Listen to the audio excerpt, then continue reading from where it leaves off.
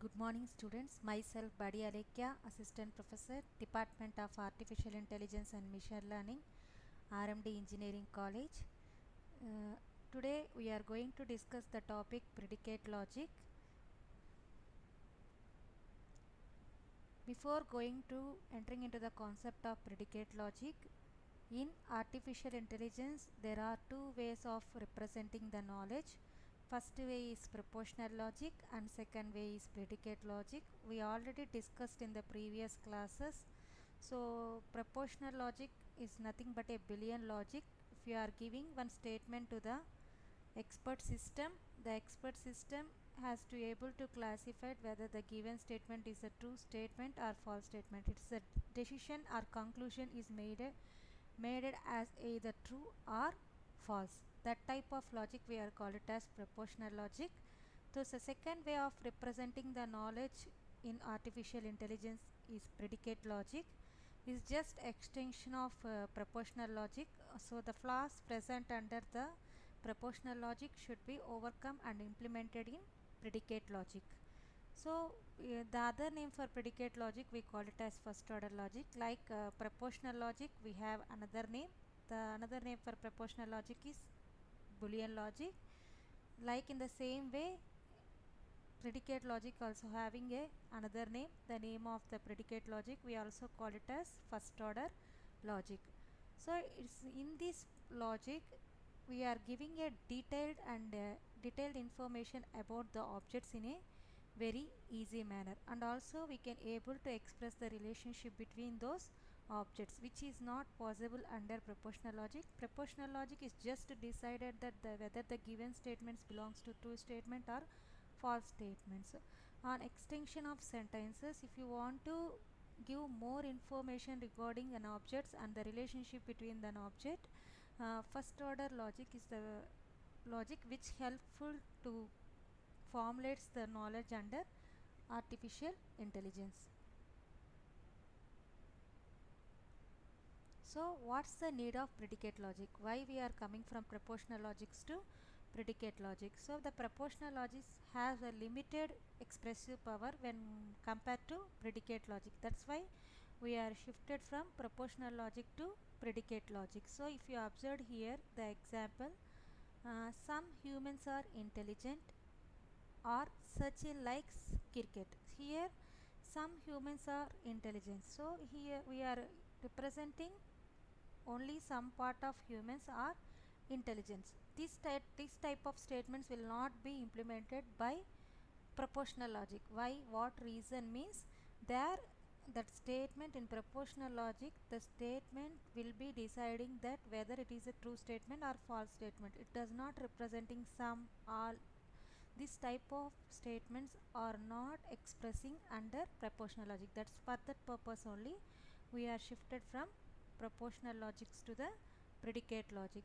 If see some humans are intelligent or Sachin like cricket means, to represent the above statements the proportional logics are is not sufficient, because it's not deciding that it is a true statement or false statement. It's a more expressive statements. That more expressive statements will be indicated by using predicated logic. So for that purpose only we are shifted from proportional logic to predicate logics to express your sentences in a more efficient manner. So what are the things are presented in first order logic when we compared when you compared with the proportional logic? If you observed here, so proportional logic will not consisting these things. Here we are consisting the objects. Here objects means either a, b, people, numbers, colors, theories, squares, bits, vampers, etc. are the related to the concepts of objects. Between the objects we are going to provide the relations. So which type of relation, whether it is red, round, or any relations, sister of, brother of, color comes between. So these are some of the relations we are going to provided to the objects by using first order logic. And functions means father of, best friend, third inning. So we are going to provide some functionality to the functionalities between the objects by relations. So how we are going to implement this first order logic. Now, like proportional logic, we are also having the two parts under first order logic. One is syntax and second one is semantics. So what is syntax here means, when we are considering any statement, it's representing the structure of that sentence. When you are considering any sentence or statement, if you want to representing what's the structure of that sentence or statement, you need to concentrate on its syntax. So after considering the structure of the statements, that statement will give the correct meaning based on the situation. So that type of meaning will be represented by semantics. In simple words, if you have to remember what is syntax and semantics, syntax representing structure and semantics representing meaning. So what are the basic elements of first order logic? So what are the things we are going to implement it in first order logic? Na? Here we are using constants.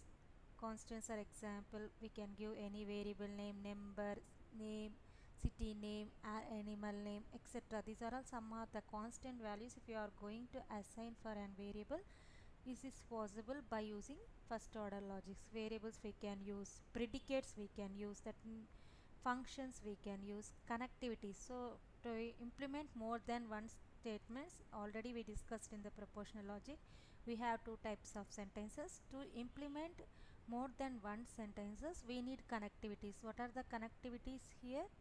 So and, or, negation, implication, by implications, these are all some of the connectivities we are used both in proportional logic and first order logics to implement complex or to form complex sentences. Equality is there, quantifiers is one of the most important concepts.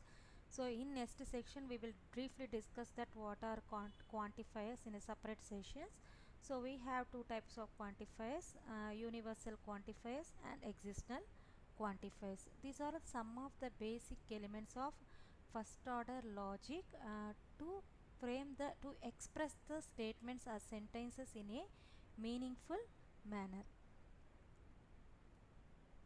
So let us discuss. We have two types of sentences. One is atomic sentences and second one is complex sentences. So let us see what are atomic sentences. It's a basic sentence of first order logics, is a single statement. So we can represent atomic sentences as follows in first order logic.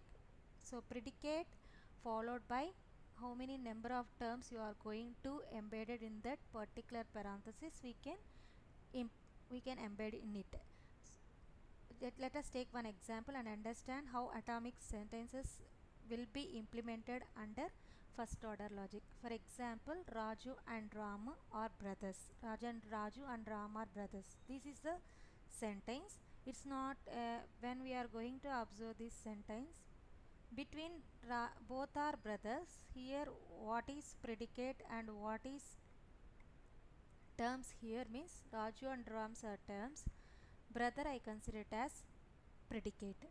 So both are brothers. So what is the relationship between those two terms? So there is, what is the relationship? It's a brothers. Tom is a cat. So the name of the cat is Tommy. So I am going to consider predicate, and within the parenthesis I am going to consider the term Tommy. So understand. So in detailed manner I will explain how complex sentences. So collection of atomic sentences are more than by combining more than one sentences using connectivity. That type of sentences we called it as complex sentences. Uh, on the previous slide we discussed that if you have only one statement, if you want to represent that statement in the form of first order logic means you have to represent predicate followed by terms. If you want to implement atomic sentences, when you come for the complex sentences, if going is a combination of atomic sentences. The we already see the basic elements of first order logic. To combining atomic sentences, we need some connectivities. I revise it. What are the connectivities we are used here in the complex sentences are and, or, negation, implication, by implication. So when first order logic statements can be divided into two parts. So when we are combining atomic sentences, that type of sentences we are called it as complex sentences. How these complex sentences can be implemented? By using some connectivities.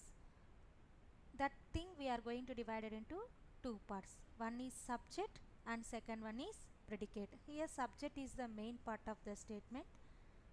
A predicate can be defined as a relationship which providing a bonding between the atomic sentences to form a statement.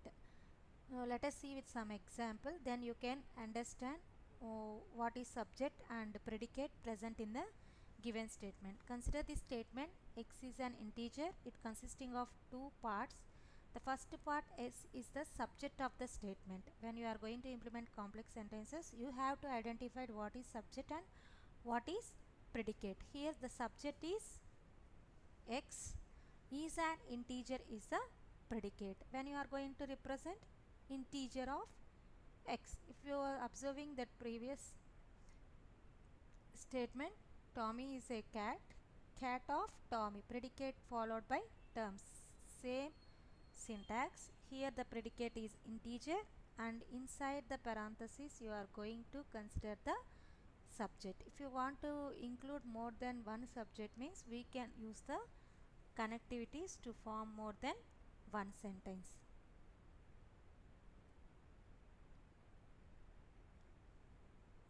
Thank you. I am providing the summary of the class what we discussed today. First we start with what is predicate logic. There are two ways of representing knowledge in AI. One is proportional logic and another one is predicate logic. So today in this session we discussed predicate logic is the extension of proportional logic. So to represent the statements in a more expressive way, we are considering predicate logics. The other name for predicate logic we call it as first order logic, and also we discussed that what are the basic elements needed for first order logic, and then we discussed that what are the two, in which way we are going to implement atomic sentences and complex sentences in the first order logic or predicate logic. Thank you students. In the next session I will meet with some other new concept.